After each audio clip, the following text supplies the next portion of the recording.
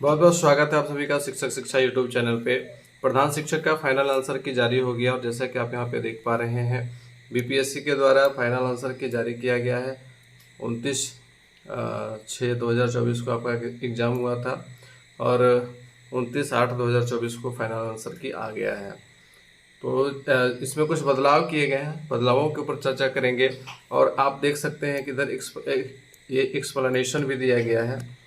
Remarks as per question sequence of set E. Main जो set था वो set ई है और सेट ई का ही आंसर की जारी किया गया था मेरे द्वारा भी। और उसमें कुछ प्रश्नों का जो एक्सप्लेनेशन किया गया था वो एक्चुअली में सही थे, जिसमें जो प्रोविजनल आंसर किया था वहाँ पे गलत हो गया था, लेकिन फिर इस बार उसको सही किया गया है। तो उन सारे प्रश्नों के ऊपर चर्चा करेंगे और साथ ही 2 प्रश्नों को डिलीट किया गया है। तो उन जो डिलीटेड प्रश्न है उनके मार्क्स आप लोगों को सभी को मिलेंगे, ठीक है।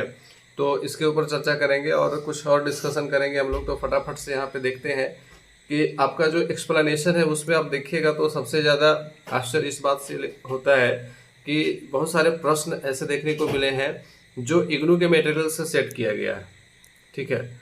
आप खास करके डीएलएड वाले सेक्शन में जैसे ही आते हैं तो डीएलएड वाले सेक्शन में आने के बाद पता चलता है कि ये इग्नू के मटेरियल से सिलेक्टेड क्वेश्चंस थे।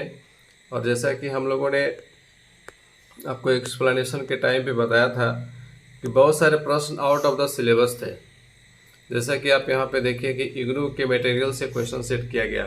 तो इग्नू के मटेरियल से क्वेश्चन सेट करने का मतलब है कि आपने डीएलएड का जो सिलेबस है एससीईआरटी का, जो ऑथेंटिक बुक्स है उसको पूरी तरह से इग्नोर कर दिया।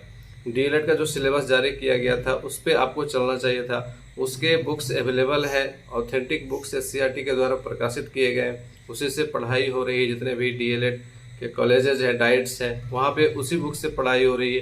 तो उसी बुक से तैयारी सभी लोगों ने की थी।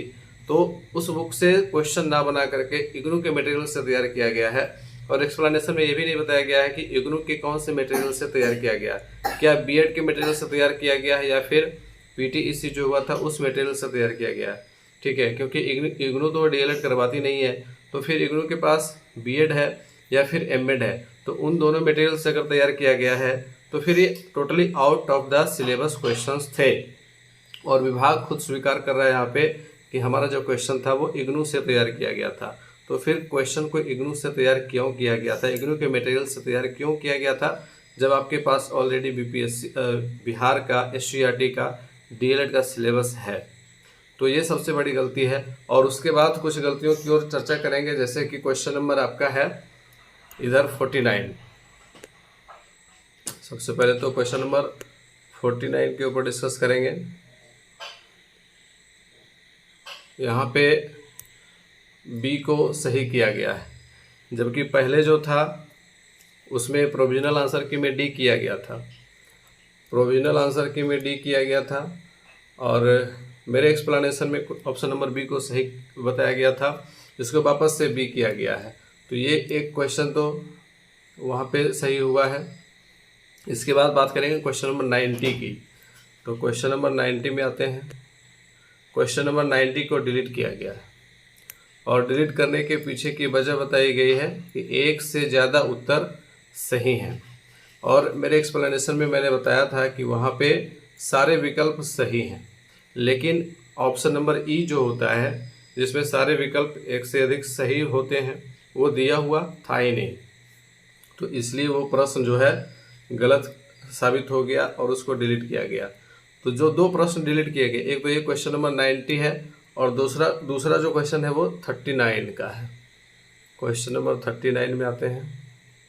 क्वेश्चन नंबर 39 को भी डिलीट किया गया है क्योंकि यहाँ ऑप्शन में अब्दुल फजल लिखा गया था, अबुल फजल को, ठीक है। अबुल फजल को अब्दुल फजल कर दिया गया था, इस वजह से इसको भी डिलीट किया गया है। और ये जो 2 प्रश्न डिलीट हुए हैं तो ये 2 मार्क्स सभी के बढ़ेंगे, सभी के इंक्रीज होंगे। तो 2 नंबर सभी लोग अपने अपने मार्क्स में ऐड कर लेंगे। और इसके बाद जो कुछ गलतियां हुई थी उसमें सुधार करके वापस से सही किया गया है। तो एक क्वेश्चन तो 49 के ऊपर चर्चा किया। उसके बाद क्वेश्चन नंबर 126 में आइए। तो क्वेश्चन नंबर 126 है इधर। क्वेश्चन नंबर 126 को वापस से सी किया गया है। ये पहले इस प्रोविजनल आंसर की में डी किया गया था, प्रोविजनल आंसर की में डी किया गया था, वापस से इसको सी किया गया है और सी जो है वो सही था। इसके बाद आते हैं क्वेश्चन नंबर 135 में। क्वेश्चन नंबर 135 को भी बी किया गया है, प्रोविजनल आंसर की में इसको सी किया गया था और अभी वापस से इसको बी किया गया है, तो बी ही सही था। ठीक है, इसके बाद एक क्वेश्चन को जो सही था उसको गलत भी किया गया है। जैसे क्वेश्चन नंबर 108 में आइए, क्वेश्चन नंबर 108 जो संबंधित था PERT के फुल फॉर्म से, तो क्वेश्चन नंबर 108 को ई कर दिया गया है, जबकि इसका सही विकल्प था डी ऑप्शन में PERT का फुल फॉर्म बिल्कुल सही दिया हुआ था, लेकिन इसको ई किया गया है। Option E is the correct answer लिखा गया है, IGNOU material unit 12 PERT CPM। अब इग्नू के मटेरियल में PERT का फुल फॉर्म क्या दिया गया है वो सर्च करना पड़ेगा। वैसे तो PERT का जो फुल फॉर्म है वो सही दिखा रहा था डी ऑप्शन में, लेकिन फिर भी इसको गलत किया गया है। अब इस पर देखना पड़ेगा कि क्या कुछ हो सकता है PERT का फुल फॉर्म। तो ये कुछ मिस्टेक्स की चर्चा इसमें मैंने की है और ये कुछ मिस्टेक्स जो है वो वापस से सुधार किए गए हैं और एक ऐसा प्रश्न भी देखने को मिला जिसमें जो सही विकल्प था उसको गलत भी किया गया है। तो आप लोग इसको ध्यान देंगे।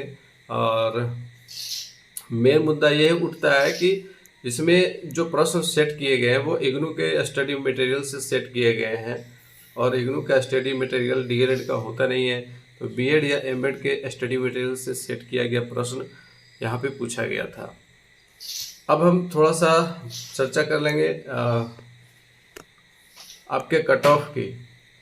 तो कट ऑफ में ज़्यादा बदलाव होने की संभावना नहीं है। जैसा कि आप लोगों को पता है कि जनरल कैंडिडेट जितने भी हैं पुरुष, ठीक है, तो उनका पासिंग मार्क्स ही 60 है। तो 60 अगर पासिंग मार्क्स है तो आप कट ऑफ मान करके चलिए कि 72 से 75 के आसपास रहने की संभावना है, इससे ज़्यादा मुझे नहीं लगता कि रहेगा। इसके बाद बात करेंगे OBC। तो OBC के पासिंग मार्क्स आपके हैं, OBC का पासिंग मार्क है 55। तो कट ऑफ मान करके चलेंगे कि 66 से 68 के आसपास रहने की संभावना है। इसके बाद बात करेंगे EBC। तो EBC का पासिंग मार्क्स है आपका 51। तो कट ऑफ इनका मान करके चलेंगे 60 या 62 के आसपास रहने की संभावना है। इसके बाद बात करते हैं SC ST PH और जितने भी फीमेल कैंडिडेट हैं तो उनके लिए पासिंग मार्क्स आपका 48 है। तो 48 इनका मान करके चलेंगे कि 55 58 के आसपास रहने की संभावना है। इससे कम ही रहेगा, ज़्यादा तो होने की संभावना है नहीं। अब फाइनल रिजल्ट का वेट रहेगा। फाइनल आंसर की जारी कर दिया गया, अब इसमें बदलाव होने की संभावना ना के बराबर है। जो आंसर की अब जारी कर दिया गया इसी के ऊपर रिजल्ट आपका आएगा। तो अब रिजल्ट का वेट करिए, जितना जल्दी रिजल्ट आ जाता है उसके बाद फिर आपके नियुक्ति की प्रक्रिया शुरू हो जाएगी। तो आने वाले सभी अपडेट्स आपको मिलते रहेंगे हमारे चैनल पे, तो चैनल को सब्सक्राइब कर लीजिएगा अगर अभी तक नहीं किए हैं तो। मिलेंगे फिर से नेक्स्ट वीडियो में, तब तक के लिए गुड बाय, टेक केयर।